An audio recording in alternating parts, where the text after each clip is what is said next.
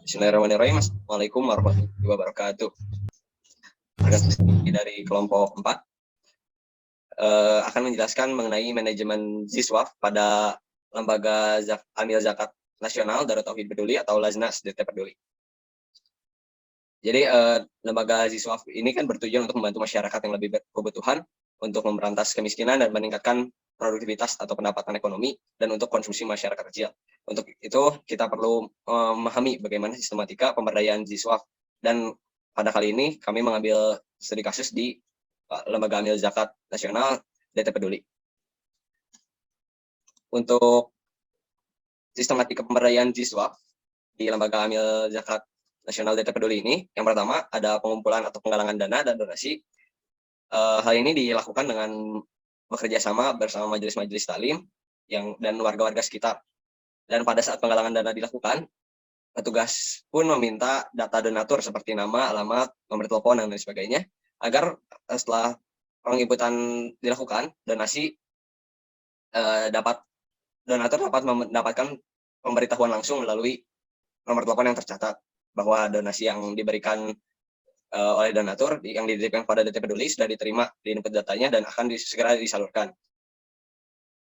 Nah, untuk sumber dananya sendiri pada Laznas DT Peduli ini, mereka mengkategorikan menjadi beberapa kelompok, yaitu ada yang pertama sumber dana zakat. Yang pertama itu seperti halnya zakat fitrah, zakat mal. Pada sumber dana zakat ada persentase hak amilnya berapa dan berapa dana yang harus dikeluarkannya. Lalu yang kedua ada sumber dana infak dan sedekah umum. Dana infak dan sedekah umum ini diperoleh dari celengan sedekah, yang dimana celengan ini biasanya disebar-sebar ke majelis-majelis taklim. Celengan ini juga bisa dilakukan secara perorangan, yang artinya seseorang bisa minta celengan ke DT Peduli, nanti disetorkan setiap 1 bulan dan diganti dengan celengan yang baru. Penyaluran dana dari infak umum ini digunakan secara bebas oleh DT Peduli untuk digunakan pada program manapun yang ada di DT Peduli. Lalu yang ketiga ada sumber dana infak dan sedekah terikat. Ini hampir sama, cuma dana tersebut akan disalurkan sesuai dengan permintaan atau amanah dari donatur. Jadi misalkan donatur memberikan infak sebesar 300.000 untuk santunan anak yatim, maka dana tersebut harus disalurkan ke santunan anak yatim dan sebagainya. Lalu yang keempat ada sumber dana wakaf. Sumber dana wakaf ini merupakan dana yang dimana donatur bertujuan untuk berwakaf dengan mengikuti program wakaf yang sudah diprogramkan oleh DT Peduli. Dana wakaf ini ada seperti dana wakaf pesantren, wakaf masjid Darut Tauhid, wakaf Al-Quran, dan lain sebagainya. Dan dana wakaf ini juga termasuk ke dalam salah satu program unggulan dari DT Peduli.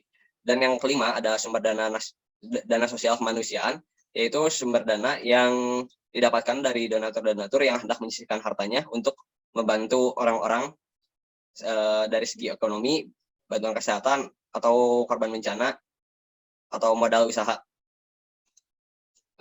Sekian yang bisa saya sampaikan. Materi selanjutnya mengenai pengelolaan dana dan donasi akan dijelaskan oleh Saudari Aziati. Karena saya persilahkan. Bismillah. Di sini saya akan memaparkan tentang pengelolaan dana dan donasi.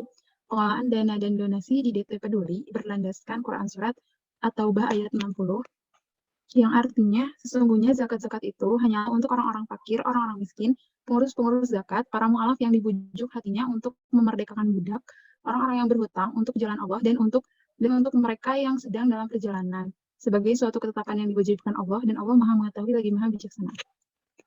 Pada ayat tersebut dijelaskan bahwa zakat harus disalurkan ke 8 asnaf.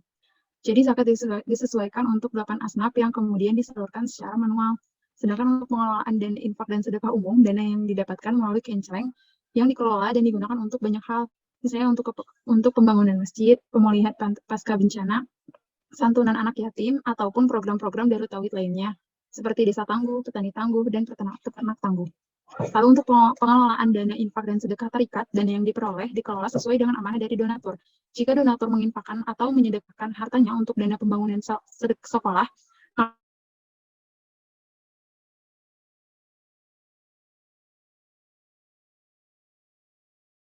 atau sehingga donatur yang mengikuti lembaga dan bukan sebaliknya.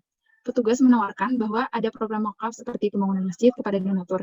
Jadi donatur ini melakukan donasi untuk mendukung program wakaf yang ada di Darut Tauhid itu. Dan untuk pengelolaan dana kemanusiaan, pada contoh kasus bencana alam tsunami di Selat Sunda pada tahun 2018 silam, dana yang diperoleh tidak langsung didistribusikan 100%. Jadi dana tersebut dikelola dan kemudian disalurkan kepada korban bencana alam tersebut. Lalu juga digunakan untuk penyaluran dana pemulihan pasca bencana. Sekian yang bisa saya sampaikan. Selanjutnya kepada pemateri Ahmad Daian tentang pendistribusian dana dan donasi. Dipersilakan. Saya akan menjelaskan tentang pendistribusian dana dan donasi. Di bulan Ramadan ini ada 7 program-program yang akan dilaksanakan oleh Darut Tauhid Peduli. Yang pertama ada wakaf Al-Quran, wakaf sarana, paket buka puasa, bingkisan lebaran, traktir 7 negara, paket sahur, dan paket ibadah.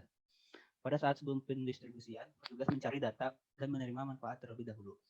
Dengan mencari orang-orang yang berhak mendapatkan dan melakukan penilaian.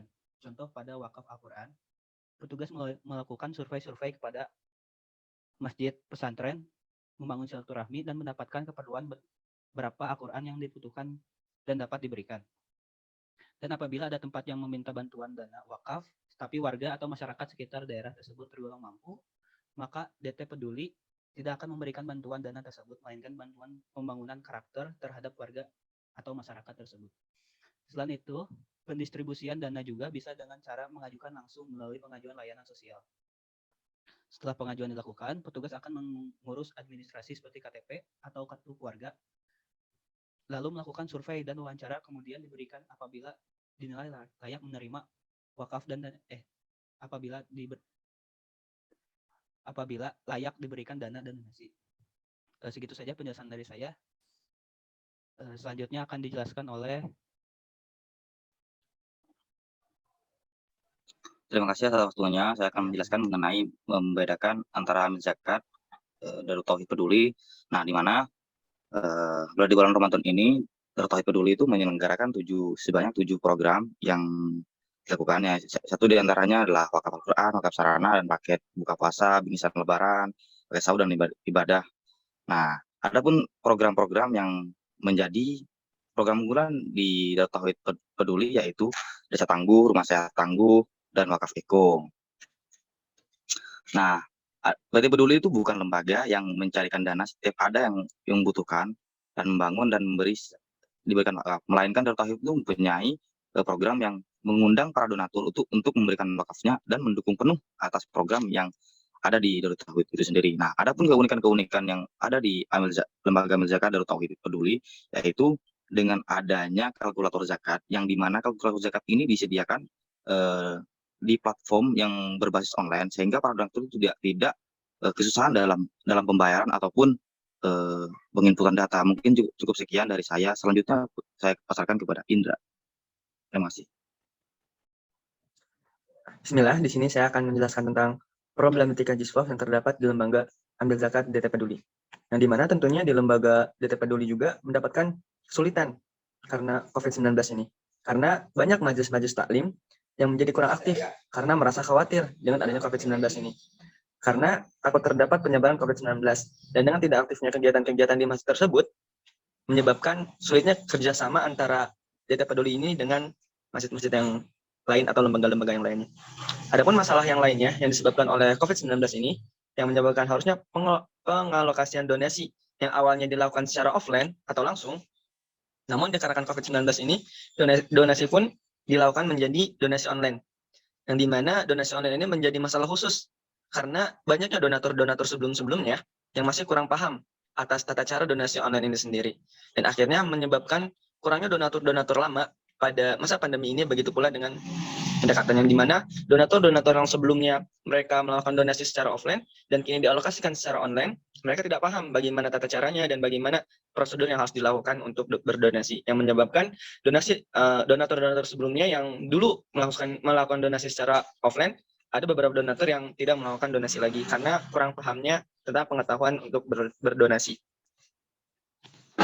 Dan karena pandemi ini juga membuat kurangnya terjalin silaturahmi terhadap para donatur, yang akhirnya kurang mendapatkan kesan-kesan positif dari para donatur dan menyebabkan banyak program-program yang sudah ada sebelumnya tidak dapat berjalan dengan maksimal. Jadi karena pandemi ini yang biasanya kan kalau misalnya berdonasi itu secara offline, jadi bisa sekalian pendekatan antara yang mengurus dengan yang berdonasi, yang membuat adanya terjalin interaksi yang menjadi pengakraban antara pihak panitia dan yang berdonasinya.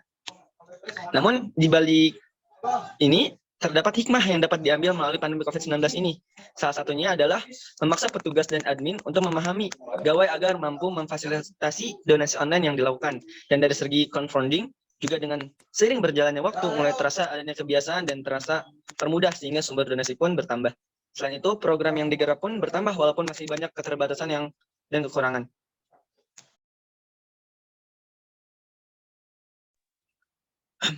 Jadi problematika yang dihadapi oleh Lembaga Amil Zakat Nasional Darut Tauhid Peduli, khususnya di pandemi COVID-19 ini adalah terbatasnya silaturahmi dan program yang dilaksanakan.